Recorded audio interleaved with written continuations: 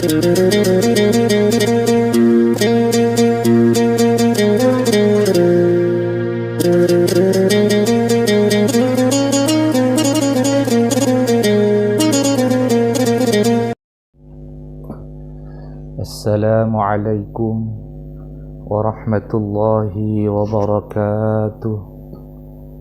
Alhamdulillah, wassalatu wassalamu ala rasulillah, Sayyidina wa habibina wa syafi'ina wa qurrati a'yunina Muhammadin ibni Abdillah sallallahu alaihi wasallam. La hawla wa la quwwata illa billah, amma ba'du. Hadirin wal hadirat, mustami'in mustami'at rahimakumullah. Alhamdulillah, untuk hari ini kita akan melanjutkan kajian, membacakan beberapa pertanyaan dari saudara-saudara kita tentang permasalahan kehidupan, baik rumah tangga maupun permasalahan tentang keagamaan. Untuk hari ini kita akan membacakan dua penanya. Yang pertama dari Ibu Farah, ibu rumah tangga dari Jakarta, menanyakan tentang mempunyai anak dengan bayi tabung. Untuk yang kedua, nanti pertanyaan dari Ibu Vivin, ibu rumah tangga dari Parung, menanyakan bagaimana menjelaskan kiamat kepada anak. Hadirin wal hadirat rahimakumullah. Untuk yang pertama dari Ibu Farah, Assalamualaikum warahmatullahi wabarakatuh, Pak Ustadz. Saya seorang ibu rumah tangga beranak dua. Dulu anak pertama saya merupakan bayi tabung karena kesulitan untuk hamil pada saat itu. Bagaimanakah menurut Islam tentang proses mempunyai anak dengan bayi tabung, Pak Ustadz?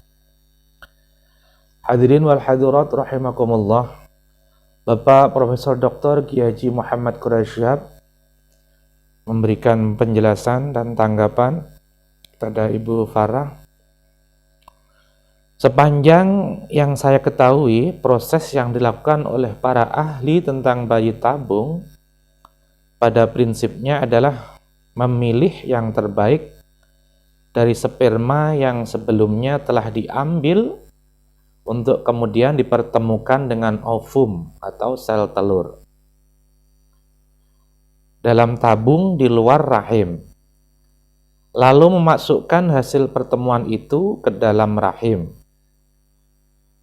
Itu kemudian berproses menjadi apa yang dinamai oleh embriolog, yang dalam perjalanannya menuju dinding rahim membelah dua, kemudian menjadi 4, 8, dan seterusnya, sampai bergantung atau berdempet di dinding rahim.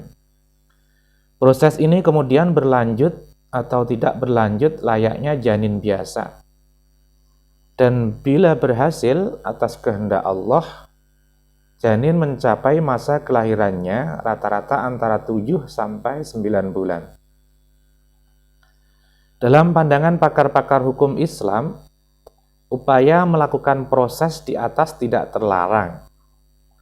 Akan tetapi karena anak yang dilahirkan baru dianggap sah jika ia lahir dari proses pernikahan yang sah, maka sperma dan ovum yang dipertemukan itu haruslah dari sperma suami istri yang sah. Kalau tidak, maka anak yang dilahirkan dinilai sebagai anak yang lahir dari hasil perzinaan.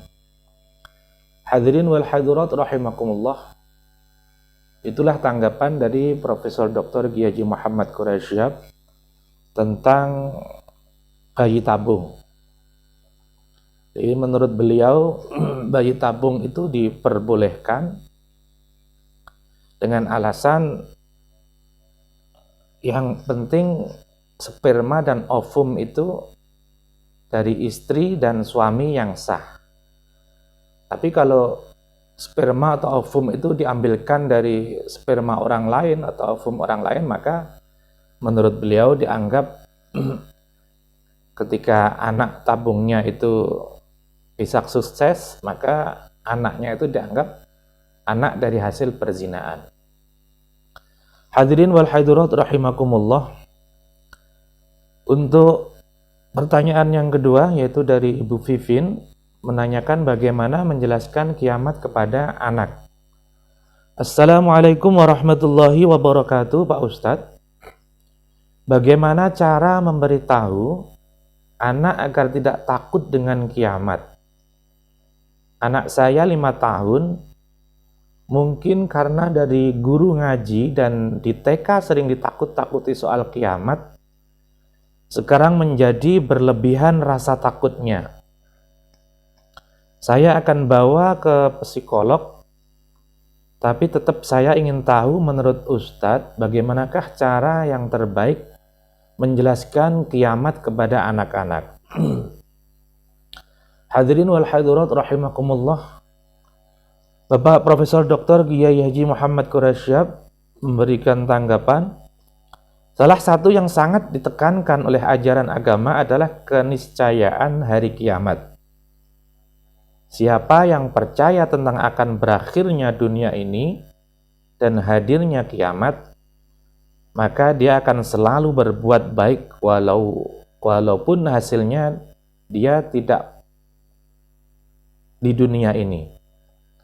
Dalam kehidupan dunia ini belum semua orang baik memperoleh ganjarannya. Dan masih banyak juga orang jahat yang berkeliaran. Karena itu perlu ada kiamat. Namun, anak tidak perlu ditakut-takuti tentang hal tersebut. Bahkan Rasulullah Shallallahu Alaihi Wasallam berpesan kepada semua penganjur agama agar menyampaikan berita gembira, bukan menakut-nakuti.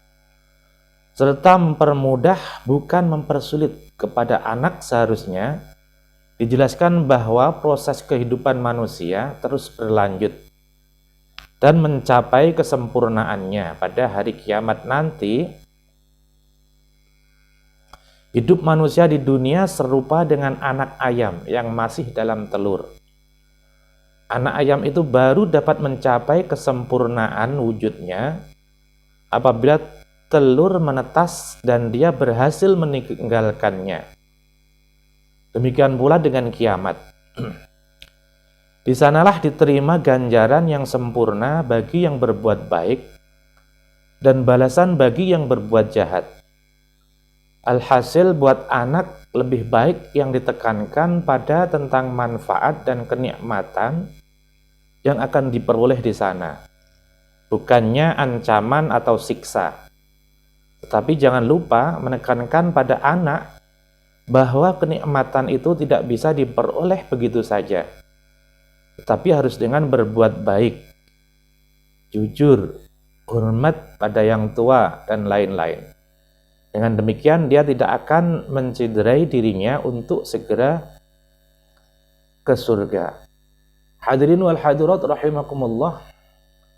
Itulah tanggapan dari Profesor Dr. Kiai Muhammad Qurasyab tentang pertanyaan Ibu Vivin mengenai menjelaskan kiamat kepada anak kecil. Jadi menurut beliau tidak perlu menjelaskan kiamat kepada anak kecil itu selalu ditakut-takuti bahwa nanti bumi akan hancur, semuanya akan mati, tidak akan ada yang tersisa. Kullu fan 'alaiha fan. Semuanya akan hancur. Bapak ibunya akan mati. Bumi akan pecah, langit akan hancur. Jadi menurut beliau tidak perlu menjelaskan kepada anak tentang kiamat itu sesuatu yang menyeramkan. Sehingga terjadi pada anak, kalau memang dia mentalnya tidak bagus, mereka mengalami ketakutan yang sangat luar biasa. Maka dari itu menurut beliau alangkah lebih baiknya untuk menjelaskan tentang agama kepada siapapun itu dijelaskan tentang hal-hal yang menggembirakan. Bahkan Rasulullah Shallallahu Alaihi Wasallam pun menganjurkan kepada kita semuanya menyampaikan berita gembira, bukan menakut-nakuti, serta mempermudah, bukan mempersulit. Hadirin wal hadirat rahimakumullah. Itulah dua penanya pada hari ini. Terima kasih. Assalamualaikum warahmatullahi wabarakatuh.